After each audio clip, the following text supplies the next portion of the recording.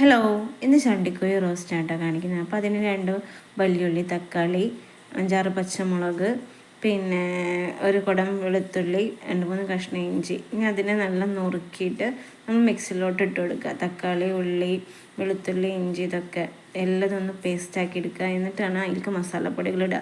ഒരു 2 വലിയ ടീസ്പൂണ് മല്ലിപ്പൊടി, 2 സ്പൂൺ മുളക് പൊടി, ഒരു 1/4 ടീസ്പൂൺ മഞ്ഞൾപ്പൊടി, ഇത്രയും കൂടി ആയിക്കിട്ടിട്ട് നല്ല പേസ്റ്റാക്കിയിട്ട് എടുക്കുക. ഇതുപോലെ അരച്ചെടുക്കുക. എല്ലാ ഉള്ളിയും തക്കാളിയും പച്ചമുളകും ഇഞ്ചിയും വെളുത്തുള്ളിയും പിന്നെ മസാലപ്പൊടിയൊക്കെ പാടിട്ടിട്ട് നല്ല പേസ്റ്റാക്കി എടുത്തിട്ട് നമ്മൾ കുക്കറിലോട്ട് ഈ ചിക്കൻ ഇട്ട് കൊടുക്കുക. എന്നിട്ട് അതേ മസാല ഇട്ടിട്ട് നല്ല കൈക്കൊണ്ട് നല്ല മിക്സാക്കി കൊടുക്കുക. അതിലേക്ക് ആവശ്യത്തിന് ഉപ്പിട്ട് കൊടുക്കുക. എന്നിട്ട് ഞാൻ നല്ല വടിച്ചെടുത്തിട്ടുണ്ട് കേട്ടോ. ഇതിൽ നമ്മൾ വെള്ളം തീരെ ചേർക്കില്ല. ഈ റോസ്റ്റ് നല്ല ടേസ്റ്റാണ് കേട്ടോ. ചണ്ടിക്കോഴി എന്ന് പറഞ്ഞാൽ നമ്മളെ ലഗോൺ കോഴിക്കാണ് കേട്ടോ നമ്മളവിടെ ചണ്ടിക്കോഴി എന്ന് പറയാം. അപ്പോൾ തന്നെ ഞാനത് നല്ലൊന്ന് മിക്സാക്കി എടുത്തിട്ടുണ്ട്. മിക്സാക്കി എടുത്തതിന് ശേഷം പിന്നെ നമ്മൾ കുക്കർ അടുപ്പത്ത് വെച്ച് ഒരു 5-8 വിസിൽ. ഈ ചണ്ടിക്കോഴിയായ കാരണം വേവ് നല്ലുള്ള കോഴിയാണ് കേട്ടോ. അപ്പോൾ അത് ഒന്ന് വെന്ത് വരുന്നത് വരെ ഒന്ന് വിസിലടിക്കുക. പിന്നെ അതിൻ്റെ മുട്ട ഞാൻ ഇതിൻ്റെ മേലേനിട്ട് വെച്ച് കൊടുക്കുക. ഇതപ്പം നമ്മൾ വിസിൽ വരാൻ വേണ്ടിയിട്ട് അടുപ്പത്തോട്ട് വെച്ചിട്ടുണ്ട്. ഇപ്പോൾ ഇതാ നല്ല വെന്ത് വന്നിട്ടുണ്ട് കണ്ടോ. അപ്പം മുട്ട ഒന്നും പൊട്ടിയിട്ടില്ല. ഇങ്ങനെ മുട്ട വെക്കുകയെന്നുണ്ടെങ്കിൽ മുട്ടയ്ക്കൊരു കുഴപ്പമില്ല. മറ്റേതിൽ മിക്സ് ഇട്ടിടുമ്പോൾ അത് പൊട്ടിപ്പോകാൻ സാധ്യതയുണ്ട് കേട്ടോ. വീണ്ടും അതിന് ശേഷം ഞാൻ അടുപ്പത്ത് ഒരു ചട്ടി വെച്ചിട്ട് ചട്ടി ചൂടായി വന്നപ്പോൾ നമ്മൾ വെളിച്ചെണ്ണ ഒഴിച്ചു കൊടുക്കുകയാണ് കേട്ടോ.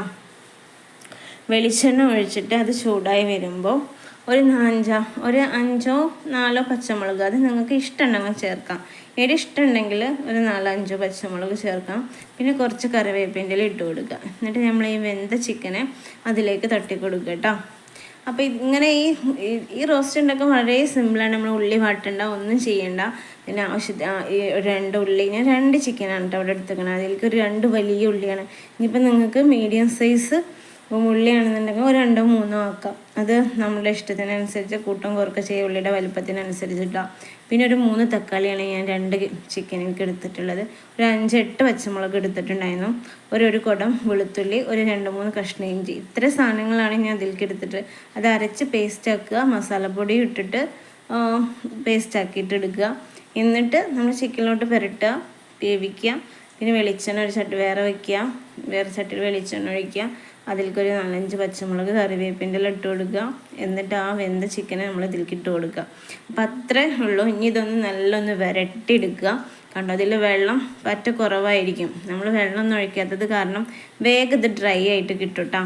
അപ്പോൾ ഇതാ നല്ല ഇങ്ങനെ ഇടയ്ക്കിടയ്ക്കൊന്ന് ഇളക്കി കൊടുക്കുക. ചട്ടിയാകുമ്പോൾ പ്രത്യേകിച്ച് പറയണ്ടല്ലോ, ഇടയ്ക്കിടയ്ക്ക് ഇളക്കി കൊടുക്കുക. അപ്പോൾ ഇതാണ്ട് നമ്മൾ ചിക്കൻ നല്ല വരണ്ട് വന്നിട്ടുണ്ട്. നല്ല ടേസ്റ്റ് കേട്ടോ. നമ്മളെ ബ്രോയിലർ കോഴിനൊക്കെയായി നല്ല ടേസ്റ്റാണ് ഈ ചിക്കൻ കഴിക്കാൻ. അപ്പോൾ ഇങ്ങനെ ഒന്നും ചെയ്യാത്തവരൊന്ന് ട്രൈ ചെയ്ത് നോക്കുക. നമ്മളെ വീഡിയോസ് കാണുന്നവർ ഒന്ന് സബ്സ്ക്രൈബ് ചെയ്യുക, ഒന്ന് സപ്പോർട്ട് ചെയ്യുക. അപ്പോൾ നിങ്ങളുടെ ഫീഡ്ബാക്ക് അറിയിക്കുക. അപ്പോൾ ഓക്കെ, ബൈ.